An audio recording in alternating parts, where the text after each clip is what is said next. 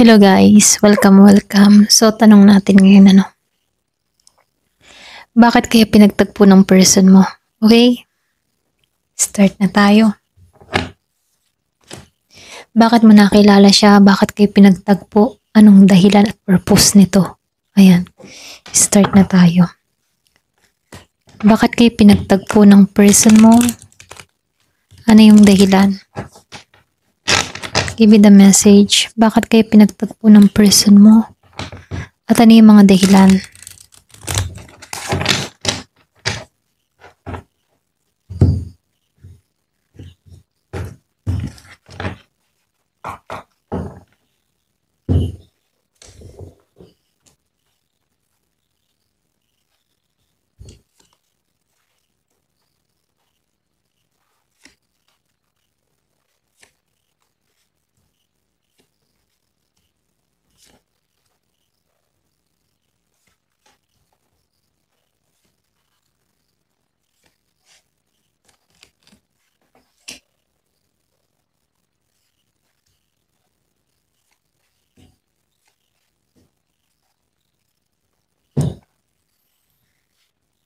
So dito, nakikitaan ko dito yung para makita mo yung katotohanan. Para makita mo or para ma-discover mo palalo yung sarili mo. Okay? Kasi yung iba sa inyo, nakikitaan ko dito na yung bang tipo na merong kulang pa para sa'yo. Pwedeng ito yung paraan para lumago ka, para mag-mature ka. Kasi dito, kung hindi mo mararanasan ng lahat ng to, hindi mo makikita or hindi ka matututo dito. Okay? So, nakikita ko dito may purpose ang lahat kung bakit mo naranasan to para mapag-aralan mo, para kilalanin kung sino yung totoo. Okay?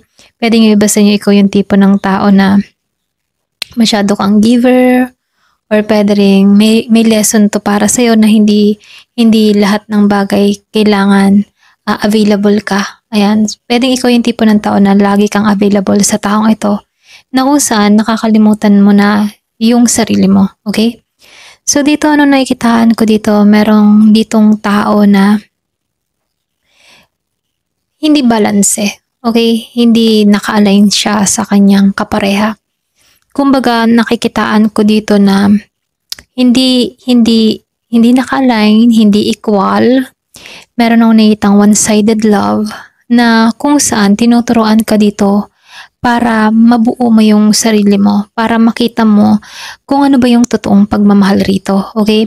Kasi meron akong nakita ditong tao na nakaranas siya ng love na hindi tapat. Okay? Ayan, ito rin nakikita ko dito, no? Meron akong nakikitang Scorpio, Pisces, and Cancer.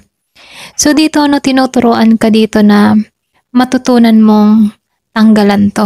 Okay? So meron akong nakikitang Gemini, Libra, and Aquarius. Tinuruan ka dito para maging matatag. Tinuruan ka dito na kayanin tong mga pagsubok na to. Ito yung pamamaraan para mag-evolve ka tungo sa transformation.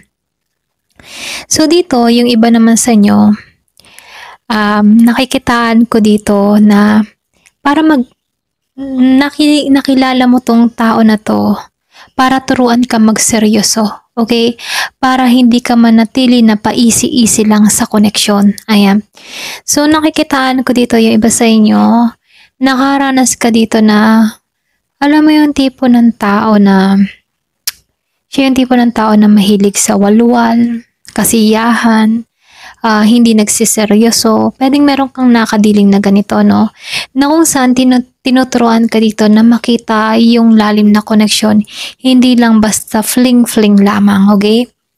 So dito, nakikitaan ko dito na yung mga na-experience ng tao na to, ito yun na dito niya natutunan na kailangan mahalin yung sarili niya dito. Okay? So, dito, mayroong lesson na nangyari or naganap sa tao na to kung bakit mo to nakilala. Itong person mo rito para mabuo mong muli dito yung sarili mo sa Nine of Cups. Para maunawaan mo kung ano yung halaga mo. para maunawaan mo kung kailan mo lang ibibigay yung pagmamahal mo, okay, sa deserve mo. Ayan.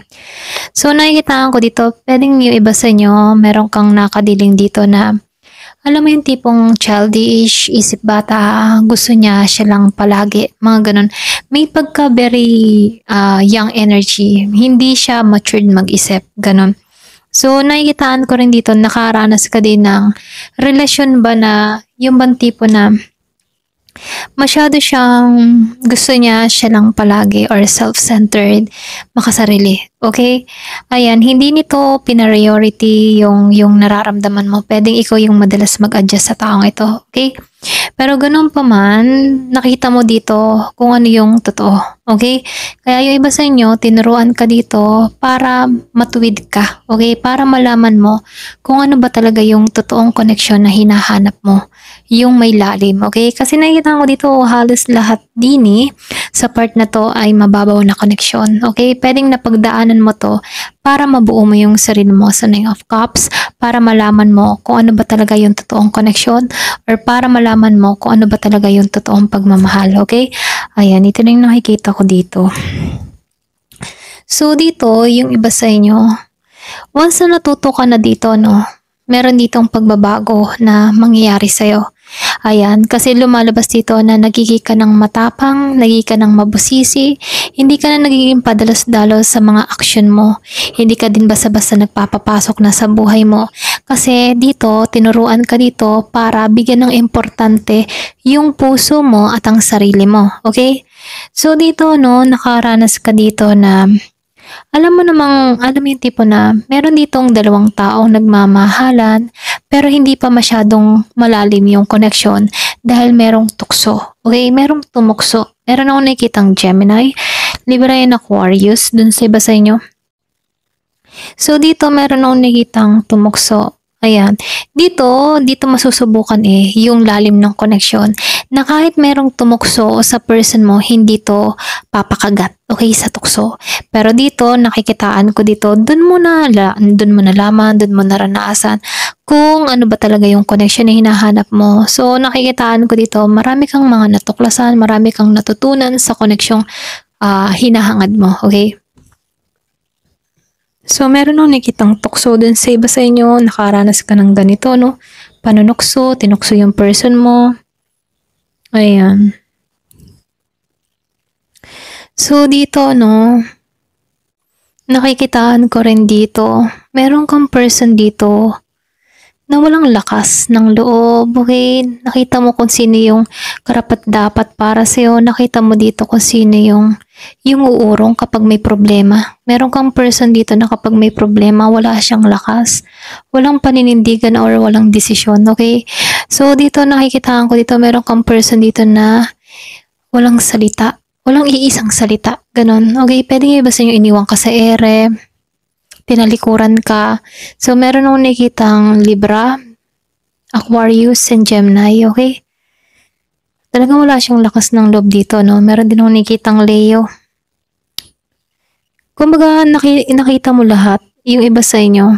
Dito mo na pagtanto-tanto na itong taong naranasan mo dito ay masyadong mababaw para sa'yo. At dun mo nakita yung, alam mo yun, nung nabuo mo yung sarili mo, dun mo na pagtanto-tanto na mababaw pala yung connection na naranasan mo. Hindi kasing lalim ng inaasahan mo. Kasi dito, hindi ka pa marunong Ayan, alam mo yun. Kumbaga, itong naranasan mo ito, dito ka tumatag, dito ka may na-discover sa sarili mo, dito pumasok yung transformation sa'yo, okay? Kasi dito sa mga experience na naranasan mo, malaking tulong to, ayan. Pero ganun pa man, mayroong positibong parating sa'yo. So, dito papasok yung tamang connection kasi natuto ka na dito. So, meron akong nakitang mabilis, merong aksyon na parating sa buhay mo. Kasi yung iba sa inyo, the more na nabubuo mo ng muli yung sarili mo, the more na nakukumpleto mo na itong cycle na to, no? Diyan papasok yung pagiging mong independent, yung pag-aaruga mo sa sarili mo, pag-iingat mo sa sarili mo, at yung pagmamahal mo sa sarili mo. So, mabilis yung nangyayari din sa'yo, no? Pwede nga iba sa inyo, mabilis ka din naghihilom dahil naunawaan mo na yung lahat dito. So, dito meron akong nakikitang parating sa buhay mo. Okay? Yung parating sa buhay mo, meron akong nakikitang parating na fire sign, Aries, Leo, Sagittarius. Kumbaga, itong tao na to ay seryoso. Okay? Kumbaga, ako madalas makita yung 444, 222, 1111. Malalim na connection na yung naghihintay sa'yo. Kung meron kang mga sign na ganito, no, yun yung parang hudyat, okay? Ayan. So, tingnan pa natin kung ano yung mensahe sa'yo.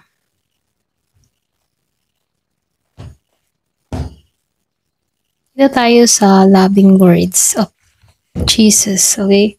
Ano yung mensahe sa'yo?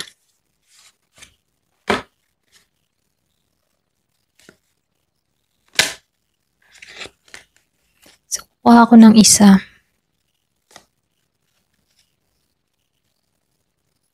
O, diba? Pag nagbigay ka, meron din ipagkakalob sa'yo. So, dito, lahat ng mga nangyayari sa'yo, may mga dahilan at may purpose. Ano man yung mga hinihiling mo dito, ipagkakalob din sa'yo, okay? Ito lang nakikita ko dito, no? Ibibigay sa'yo yung nararapat sa'yo dito sa Four of Wands. Ayan, talaga ipagkakalob. Tinanggal to sa buhay mo para makita mo yung tamang tao para sa'yo, okay? Ayan, dun pumasok yung characteristic na ito yung nais ko. Ito yung gusto kong mangyari. Dun pumasok to. Dun mo nalaman dito na hindi pang matagalan na connection tong mga naranasan mo sa nakaraan mo. Okay, kasi may red flag. Ayan. So, tingnan pa natin dito sa soul message. Ano yung mensahe pa sa'yo?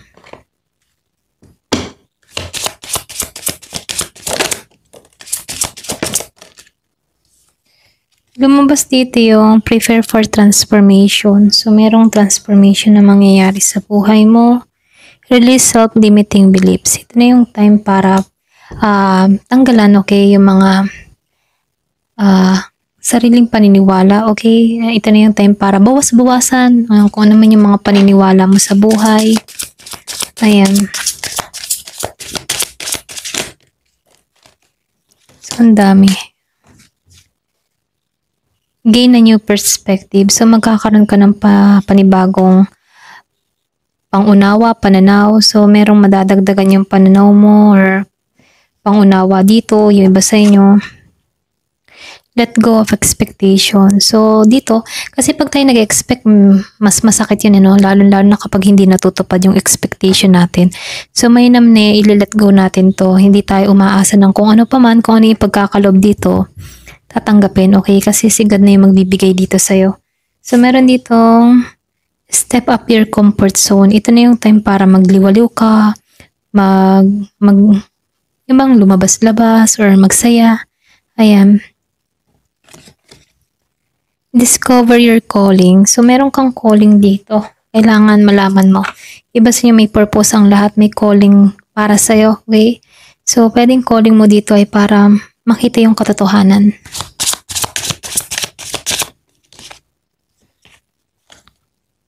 Discover your inner strength, okay? And work on changing your thought. Ito na yung time para baguhin yung mindset, okay? Ayan, ito na yung mensahe sa'yo. Thank you for watching. Love and peace.